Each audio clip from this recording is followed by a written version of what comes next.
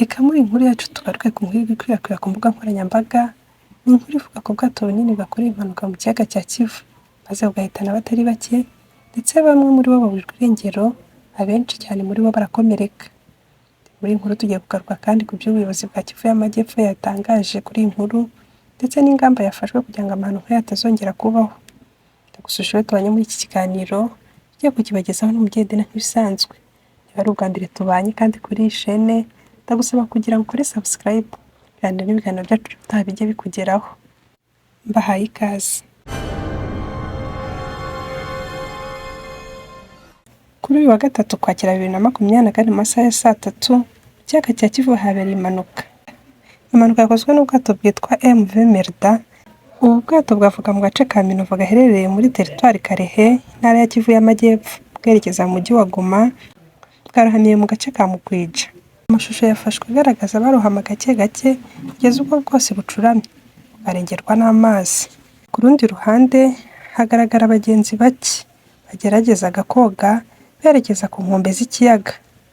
Kuva intambara ya M23 n'ingabo za leta ya Kongo yakwaduka, abanyekongo benshi bari basanzwe bakura ibicuruzwa muri teritwari ya Masisi, Rucuru na Nyiragongo batangiye kujya babikura muri Kivu y'Amajyepfo ataragera intambara, abandi baza guhahira mu Rwanda.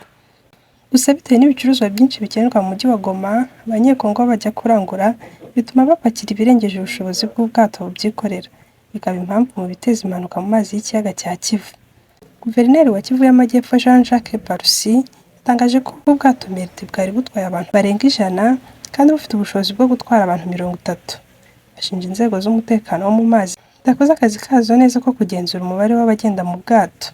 Ubuyobozi bw'intara ya Kivu y'Amajyaruguru bwatangaje ko butanga amafaranga yose akenewe nyuma y'insanganya.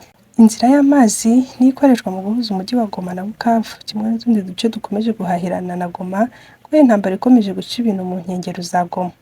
Umujyi wa Goma utuwe n'abaturage barenze 1.5 miliyoni, baguwe no kubona ibibatunga, kuko byinshi ubu biza muri uyu mujyi binyuze inzira y'amazi, ibindi bigakorwa mu Rwanda, bikaba byaratumye ibiciro ku isoko bizamuka.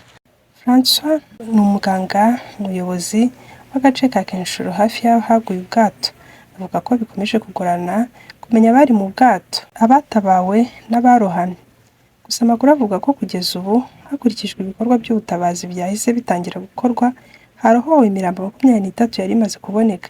15 bajyanywe mu buruhukiro bw'ibitaro bikuru, 6 bajyanwe mu bitaro bya Kenshuro, naho 2 bajyanwa ku bitaro bya Providence, mu gihe abandi bakiri gushakishwa. Umuryango wa Afurika y'Amajyepfo SDC utangaje ko abasirikare bari mu butumwa bw'amahoro bwawo mu burasirazuba bwa RDC batanze ubufasha mu gutabara abarohamye mu kiyaga cya Kivu.